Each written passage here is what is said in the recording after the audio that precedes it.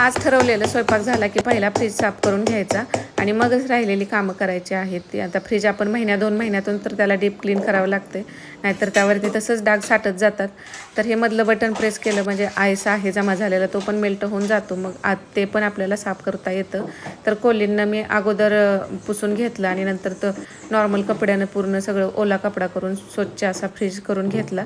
आता धुवायचं म्हटलं तर ना पाणी पूर्ण इकडं हॉलकडे जातं, त्यामुळे इथं धुवायला येत नाही. फ्रीजची वायर आधी काढून बाजूलाच ठेवलेली आहे मी, नाहीतर मग करंट बसायची शक्यता असते. आता सगळं काढून घासून घेतलं. आता ते सगळं सुकल्यानंतर लावून दिलं आणि फ्रीजच्या पाठीमागंसुद्धा पाणी साठतं, ते पण काढून पाठीमागनंसुद्धा फ्रीज स्वच्छ करणं तेवढंच गरजेचं आहे जेवढं की आपण आतून स्वच्छ करतो. आता यामधलं संपलेलं काही न लागणाऱ्या एक्सपायर झालेल्या अशा काही गोष्टी होत्या त्या सगळ्या मी बाजूला केल्या.